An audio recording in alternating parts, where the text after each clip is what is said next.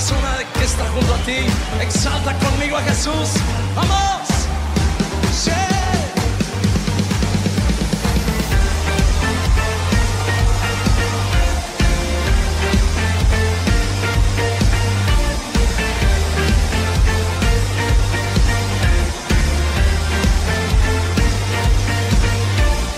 Yo quiero ver tu luz brillando en mí, a través de mi ser, un altar que todos puedan ver, que todos oigan que tú eres vida, la esperanza, perfecta gracia que me ha rescatado.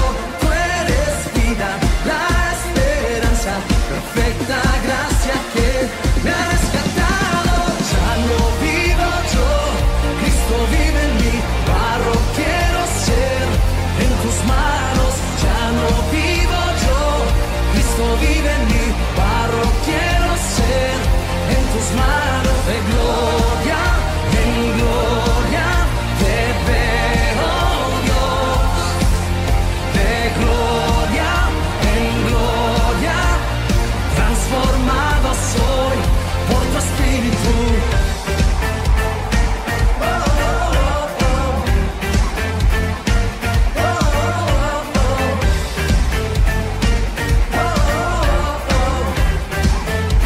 Vamos, cántalo.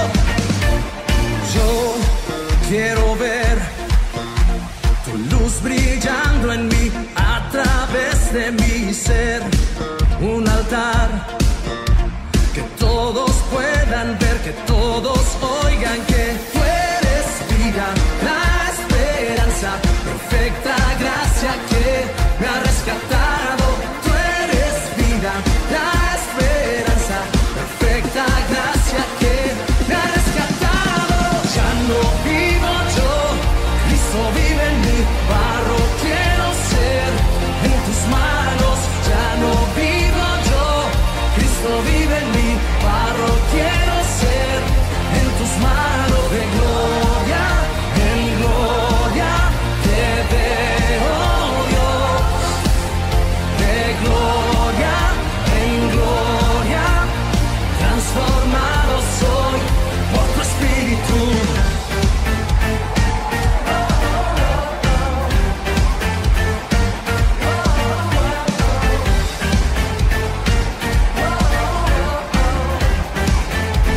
Vamos a decirlo conmigo. De gloria en gloria te veo, Dios. De gloria en gloria te veo, Dios. De gloria en gloria te veo, Dios. De gloria en gloria te veo, Dios. Ya no vivo yo, Cristo vive en mí, barro quiero ser en tus manos. Ya no vivo yo, Cristo vive en mí, barro quiero ser en tus manos. De gloria en gloria te veo, Dios. De gloria en gloria transformado soy por tu espíritu.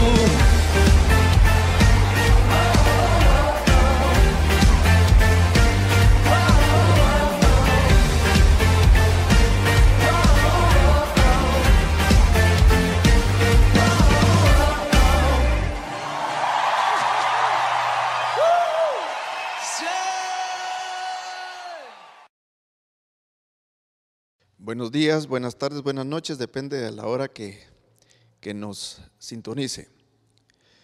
Si te va mal, piensa que a Jacob le fue peor. Esta es una reflexión que dividiremos en dos partes, en donde veremos cómo debiéramos de superar las adversidades. Y efectivamente esto trata acerca de la vida de Jacob. A Jacob se le puede ver desde tres ópticas o de tres lentes diferentes. Número uno, se le puede ver con la óptica de su hermano Esaú, quien le dijo a su padre, quien decía constantemente de su hermano Jacob: él es un suplantador, toda la vida me ha suplantado. Que es una perspectiva que más es utilizada en nuestro medio, ver a Jacob o relacionar el nombre de Jacob con el suplantador. Y también se le puede ver con los ojos de sus padres, no solamente de su madre, a quien la Biblia refiere que lo amaba mucho, pero también de su padre. Constantemente le dan consejos, porque seguramente que veían en él un gran potencial y lo miraban con ojos de un luchador. Eso quiere decir también el segundo significado del nombre Jacob, aunque literalmente es uno que se agarra del calcañar, porque eso se refiere a cuando nació él y su hermano. Pero se le puede ver mejor, y es mi intención el que podamos ver a Jacob y podamos vernos nosotros con los ojos con que Dios vio a Jacob, que seguramente son con los mismos ojos que nos ve a nosotros. Dios le vio como un vencedor, porque Dios mismo le dice: has luchado contra Dios y contra los hombres y has vencido. La base bíblica es precisamente ese pasaje que recién yo recité: no se llamará más tu nombre Jacob, sino Israel, porque has luchado con Dios y con los hombres y has vencido. Génesis capítulo 32 y versículo 28. Haremos un recorrido por 11 adversidades por las que pasó Jacob. Y por supuesto que veremos 11 bendiciones, 11 formas de superar esas adversidades. Y extraeremos 11 lecciones. En esta oportunidad trabajaremos sobre las primeras 6 adversidades, bendiciones y 6 lecciones en torno a cómo superar la adversidad. La adversidad y bendición número 1 la encontramos en primer lugar, la adversidad, en el capítulo 25 de Génesis y versículo 22, la primera parte.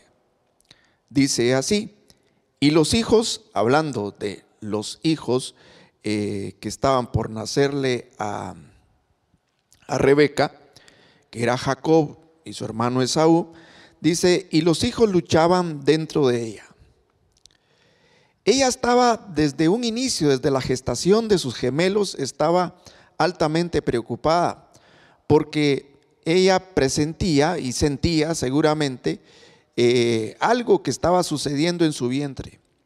Y la revelación de Dios es que efectivamente dentro de ella había pugna entre hermanos, y era una pugna que iba a ser de toda la vida, pugna entre los hermanos y pugna entre los pueblos descendientes de ellos mismos.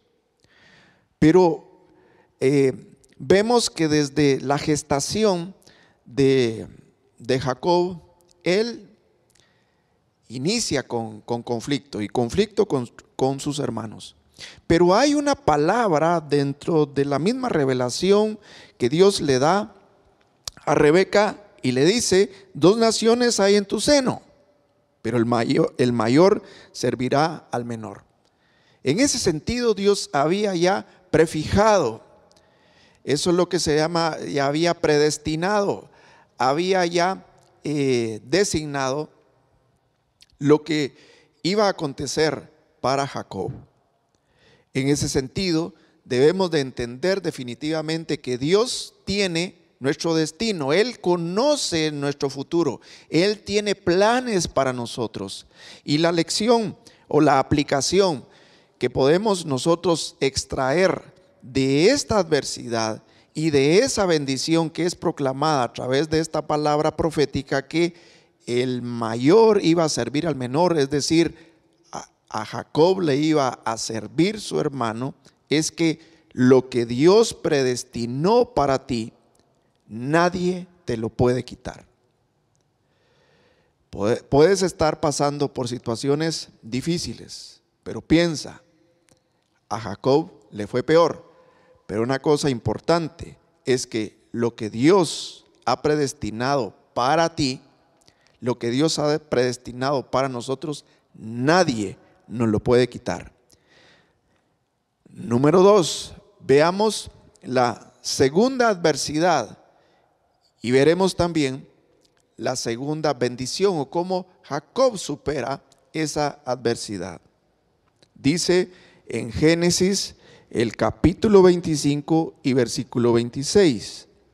Cuando se cumplieron los días de dar a luz, salió el primero rubio, es decir, nace primero Esaú.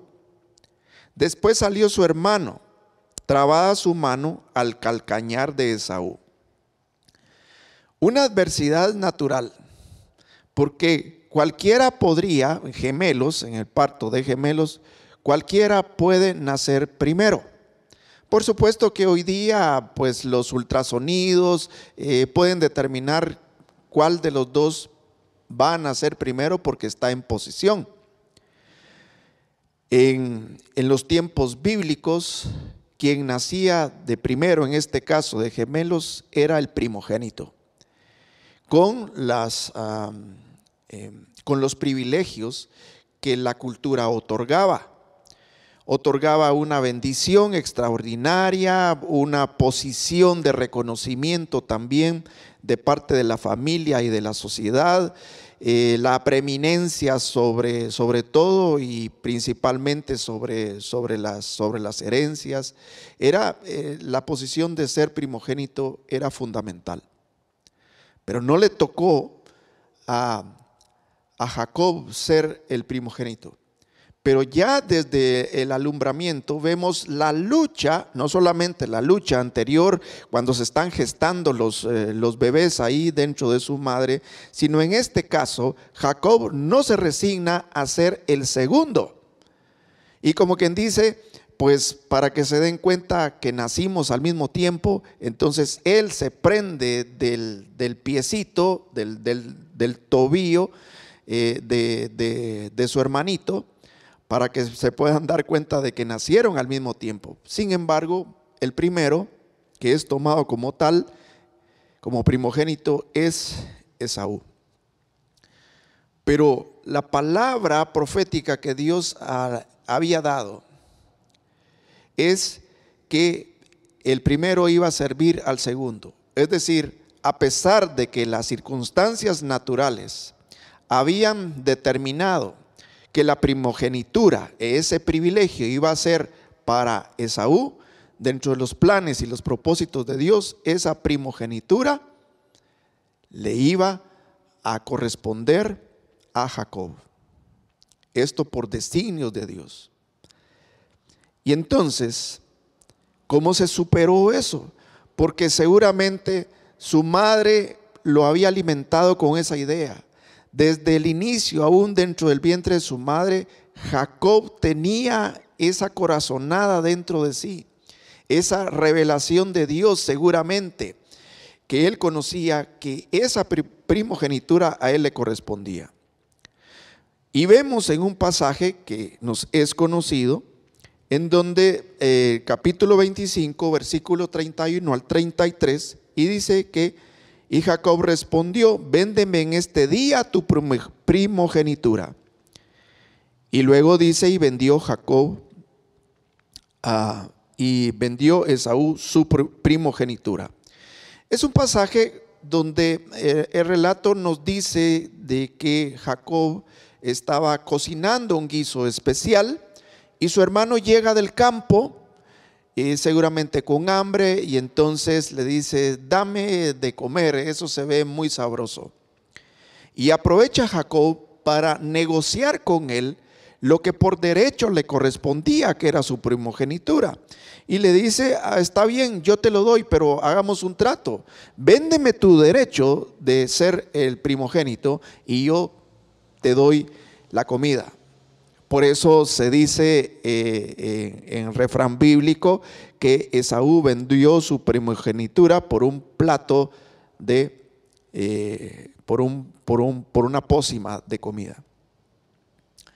Y efectivamente, Esaú dice, bueno, está bien, porque al fin y al cabo yo voy a morir y ¿para qué me sirve?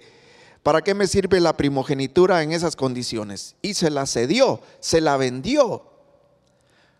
Eso culturalmente pues no corresponde a hechos que se puedan constatar de cómo las personas podían ceder su primogenitura.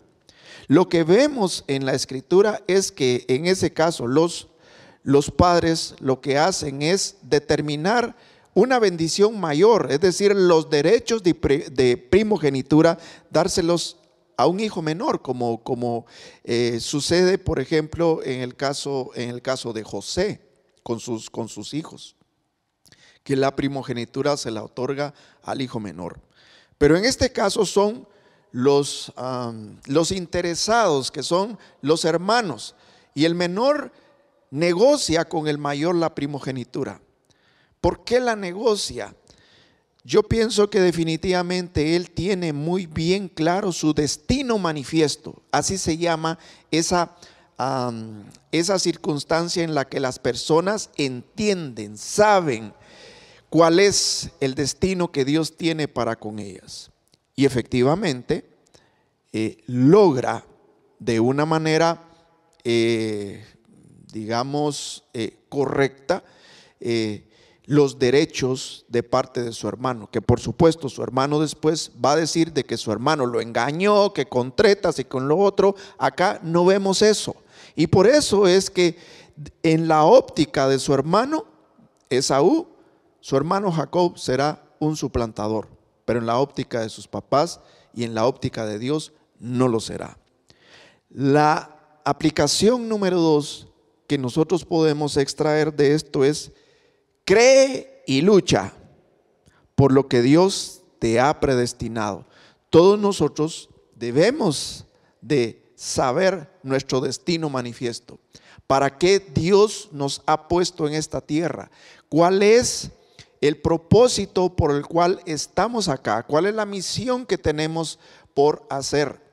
Y nosotros podemos extraer muchas ideas que se pueden aplicar para nosotros los creyentes, pero en medio de las circunstancias debemos de creer.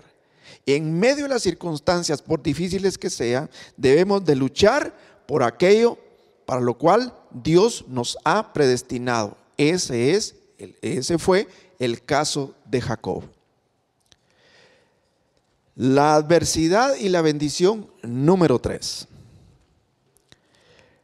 Dice en Génesis capítulo 25 y versículo 28: y amó Isaac a Esaú porque comía de su casa, mas Rebeca amaba a Jacob. No solo le toca a Jacob luchar, porque no era el designado a la primogenitura, legalmente hablando, culturalmente hablando, pero sí delante de Dios, como ya lo vimos. Y de hecho ya lo había logrado el derecho de primogenitura por negociación con su hermano. Pero Jacob tiene que luchar con el hecho de que no era el amado por su padre. Por supuesto que el primogénito tiene privilegios especiales, pero se dan las circunstancias bíblicas en las cuales, por ejemplo, hay padres que aman más a sus hijos menores, como en el caso más adelante del mismo Jacob para sus hijos menores, el caso de José y el caso de Benjamín, por encima de sus hijos mayores, inclusive por encima de su primogénito. Pero a Jacob le tocó la adversidad de que era el menos amado. La Biblia no dice que no era amado por su padre, sino simple y sencillamente que amaba más a su hermano mayor, Esaú. Pero contaba con la bendición de que su madre a él lo amaba más que su hermano. Pero frente al amor de papá, Jacob estaba en desventaja con su hermano. Una adversidad con la cual tuvo que lidiar hasta la muerte de su padre. ¿Cómo la superó? En Génesis capítulo 27 y versículo 37 dice: Isaac respondió y dijo a Esaú: he aquí yo le he puesto por señor tuyo y le he dado por siervos a todos sus hermanos. De trigo y de vino le he provisto. ¿Qué pues te daré a ti, hijo mío? El pasaje se da en el contexto en que Jacob lo que hace por consejo de su madre es engañar a su padre a fin de que le otorgue la bendición como primogénito. Y efectivamente, Jacob le otorga toda la bendición del primogénito. Podía en determinado momento revertirlo, pero culturalmente, de acuerdo a la Biblia, eso era imposible. Una vez que el padre había declarado las palabras de bendición particulares y especiales para un hijo, con todas las prebendas que eso significaba por el hecho de ser primogénito, ya no podían ser ni cambiadas, ni transferidas, ni rebajadas, porque lo que hace Esaú es decir: papá, no fui yo, te engañó mi hermano. Mi hermano siempre es un suplantador. Dame a mí esa bendición. Pero Jacob le dice, pero Isaac le dice a su hijo Esaú: no es posible. Las bendiciones que yo las he dado han sido dadas delante de Dios y con todos los derechos. Y entonces él le dice: sí, pero ¿cuál es la bendición que a mí me vas a dar? Y efectivamente la Biblia menciona que le da una bendición también especial, pero no tan especial como se la da a quien había adquirido los derechos de primogenitura por predestinación de parte de Dios y por concesión de un privilegio que su hermano le había vendido. Entonces, ¿cuál es la aplicación número 3 que podemos extraer de esta tercera adversidad? Es que lo que Dios te ha prometido llega tarde o temprano de la manera menos esperada. Lo que nosotros debemos hacer es creer, es ser pacientes, creerle a las promesas de Dios, porque cuando estamos en circunstancias difíciles, ante las adversidades, lo que menos pensamos, y peor si todo apunta a que pues no se va a lograr lo que nosotros estamos esperando, nuestra fe desfallece. Pero Dios nos sorprenderá y hará cumplir lo que Él ha prometido. Llegará tarde o temprano y de la manera menos esperada. Imagínense ustedes, la gente alrededor de Jacob jamás habría pensado que las circunstancias, los privilegios de ser primogénito, que la bendición especial que su padre podría darle a él jamás iba a llegar, porque él no había nacido de primero. No era así la cultura, no era así la costumbre. Pero Dios se la proporciona de acuerdo a sus planes y a sus propósitos, y de la manera no acostumbrada. Veamos la adversidad número 4 y cómo fue sorteada por parte de Jacob. En Génesis capítulo 27 y versículo 41 dice: y aborreció Esaú a Jacob y dijo: yo mataré a mi hermano Jacob. Pues se granjea con mayor realce esa enemistad que ya se venía dando desde que los niños se estaban gestando en el vientre de su madre. Esaú a raíz del acontecimiento último que su hermano había conseguido la bendición de la primogenitura por parte de su padre, lo aborrece aún más, con el deseo de asesinarlo. Y aquí es donde empieza a verse, por un lado, que se agudizan aún más las adversidades de Jacob, pero también en medio de las adversidades vamos a ver la mano portentosa de Dios ayudando a Jacob. Consecuente de ello, entonces Jacob tiene que salir de su casa, porque es un riesgo constante, latente, que su hermano lo vaya a asesinar. De hecho, ya lo había confesado. Y entonces leemos en el siguiente capítulo, capítulo 28 y versículo 1, el consejo de su padre que le dice: entonces Isaac llamó a Jacob y lo bendijo y le mandó diciendo: no tomes mujer de las hijas de Canaán, toma mujer de las hijas de Labán, hermano de su madre. Esta circunstancia adversa que le obligaba a huir de su casa, de su tierra, de su familia, de sus amigos, de donde creció, iba a constituirse para el mismo Jacob en una bendición. La experiencia de sus padres era de que su hermano había tomado mujeres de los pueblos de Canaán y no habían sido mujeres de bien.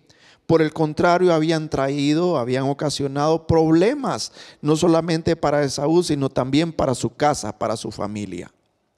Y su padre le dice: mira, hijo, vete y aprovecha, te doy un consejo, ve a tomar mujer de la familia de tu madre, porque estas mujeres de acá no son de buena estima, no son de buena reputación.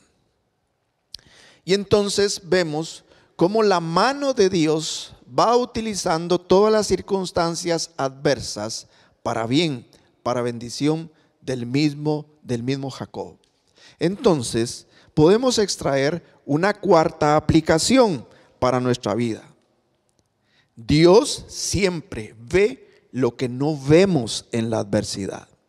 Seguramente en ese momento a Jacob se le vino muchas ideas negativas, o simple y sencillamente no habían ideas. Pensó que su vida, pensó que su futuro estaba truncado. No miraba más allá de lo que Dios sí podía ver. Sus papás sí lo vieron, porque dijeron: mira, hijo, aprovecha esta circunstancia para bien, para bendición. De hecho, su padre lo bendice. Es una cosa interesante, porque su padre le hubiera podido recriminar, por ejemplo, el hecho de haberle engañado, de haberse hecho pasar por su hermano. Pero seguramente en el corazón de Isaac estaban los planes y los propósitos de Dios. Pero Jacob seguramente no lo podía ver. Pero recuerda esto: Dios siempre ve lo que no vemos nosotros en la adversidad. Examinemos la adversidad número 5 y veamos la manera en que Jacob la sorteó. Leemos en Génesis capítulo 29 los versículos 15, 26 y 27, y lo resumo de la siguiente manera. Entonces dijo Labán ya era suegro, ya era suegro de Jacob, o al menos Jacob pretendía ser su yerno: por ser tú mi hermano, porque eran familiares, eran parientes de su madre, me servirás de balde. Jacob llega efectivamente a las tierras de sus parientes, de su pariente, los parientes de su madre. Y efectivamente él va a pedir trabajo. Él reconoce a la familia, era un tío de él. Y su tío le dice: a ver, por ser tú mi hermano, ¿me servirás de balde? Dime cuál es tu salario. Y la escritura dice que Jacob se había enamorado de Rebeca, una hija, la hija menor también de su padre, es decir, del tío de Jacob. Y entonces Jacob le dice: yo te serviré 7 años por tu hija Raquel. No, y entonces vean ustedes, y después su suegro no le dice: mira, pues eso no se acostumbra, en todo caso vas a tener que trabajar ese tiempo y después entonces tendrás que trabajar otro tiempo igual para darte yo a mi hija, la que tú quieres. Pues lo engaña, no le dice.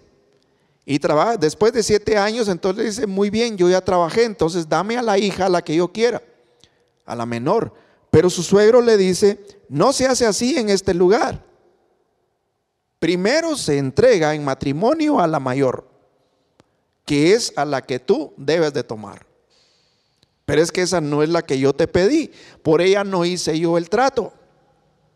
Y entonces Labán, su suegro, su futuro suegro, le dice: ok, hagamos una cosa, cásate con ella, cúmplele los deberes maritales durante una semana y luego yo te entregaré a mi otra hija, por la cual tú deberás de trabajar otros 7 años. Y entonces se te dará también la otra por servirme otros 7 años. Bueno, dice la escritura en ese mismo capítulo 29 y el siguiente versículo del último que leímos, el versículo 28, dice: e hizo Jacob así, y él le dio a Raquel su hija por mujer. Él no se amargó durante esos 14 años que tuvo que esperar para poder tomar por mujer a quien él quería. Y luchó y trabajó por ello. Entonces, podemos nosotros aplicar de la siguiente manera: no te rindas ante la adversidad. Visualiza lo que Dios te ha deparado. Seguramente él en su corazón entendía los planes y los propósitos de Dios a través de la chica que a él le atraía, porque era un hombre temeroso de Dios. Entendía que ese era el propósito de Dios. No se rindió. 7 años lo engañaron, trabajó 14 hasta encontrar o hasta adquirir lo que realmente entendía que eran los planes y los propósitos de Dios. No nos rindamos ante la adversidad. Visualicemos lo que Dios nos ha prometido. Veamos la 6ª adversidad y cómo Jacob la supera. Génesis capítulo 31. En este pasaje nos revela que Raquel no podía tener hijos. Había trabajado 14 años por ella, por la mujer que amaba. Sus otras mujeres, porque su primera esposa, que era Lea, la hermana mayor de Raquel, le había dado hijos. Y las siervas, tanto de Lea como de Raquel, también le habían proporcionado hijos. Pero esa esposa a la que él amaba no le podía dar hijos, era estéril. La esterilidad en el Antiguo Testamento, bueno, como en el caso de la Biblia en general, es considerada como una maldición. Una circunstancia muy difícil, que no estaba en sus manos, estaba en todo caso en las manos de Dios, porque en las adversidades hay circunstancias que están en nuestras manos y otras que solamente dependen de Dios. En este caso ese es el asunto. Y entonces, ¿cómo Dios actúa? En el capítulo 30, versículos 22 al 24, lo resumo de la siguiente manera. Y se acordó Dios de Raquel y la oyó Dios. Bueno, no es que nunca la haya oído, sino simple y sencillamente la escritura resalta el hecho de que entonces Dios cumplió su propósito. Entonces Dios respondió su solicitud. Eso es lo que dice cuando leemos: y se acordó Dios de Raquel y la oyó Dios y le concedió hijos. El primer hijo, llamado José. ¿Qué quiere decir? Dios añade. Dios añade. Porque debemos de recordar, y esta es la aplicación última que vamos nosotros a extraer de esas adversidades y superación de esas adversidades, es que Dios tarda, pero no se olvida, como el adagio popular, y tiene aplicación bíblica, y aquí lo vemos: Dios tarda, pero no se olvida. Dios siempre añadirá, no te desesperes. Entonces, si nosotros recordamos todo lo que Jacob pasó ante estas circunstancias, la pregunta que deberíamos nosotros de responder es: ¿quieres ser visto como vencedor en las adversidades? Por eso dijimos, si te va mal, a Jacob seguramente le fue peor, pero vemos cómo la sorteó. Por lo tanto, recordemos lo siguiente: lo que Dios predestinó para ti, nadie te lo quita. Número 2, cree y lucha por lo que Dios te ha predestinado. Número 3, lo que Dios te ha prometido llega tarde o temprano de la manera inesperada.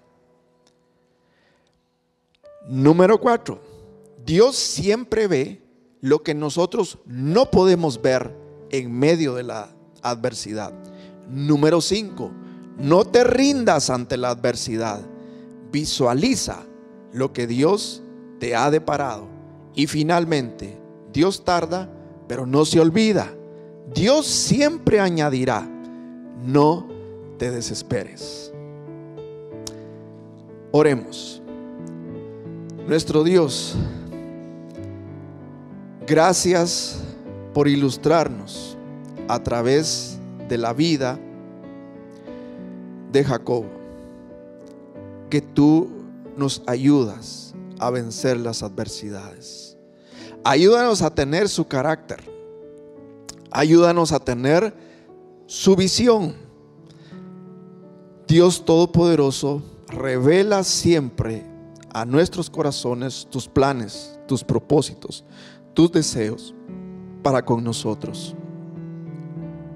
Y que podamos visualizar siempre, y que podamos tener la certeza de que tú, Señor, estás con nosotros en medio de todas nuestras adversidades.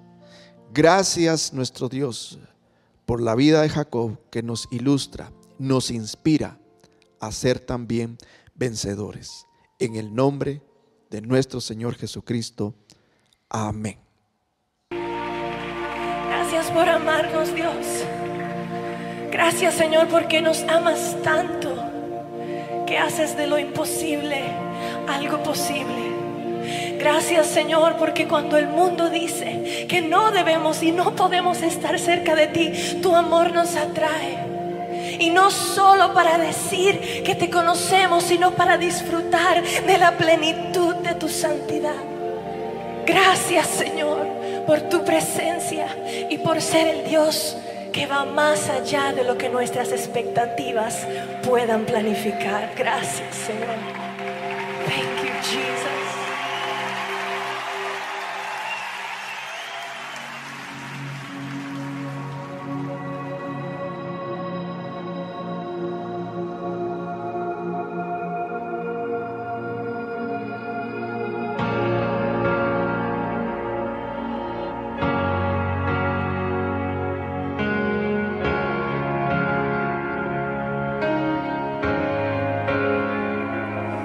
Jesucristo, reinas con poder, soberano, victorioso Rey. Ni la muerte pudo detener tu poder para vencer.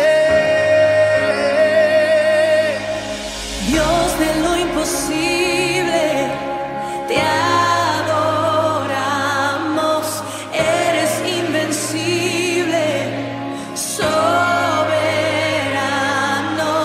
tuya es toda la gloria,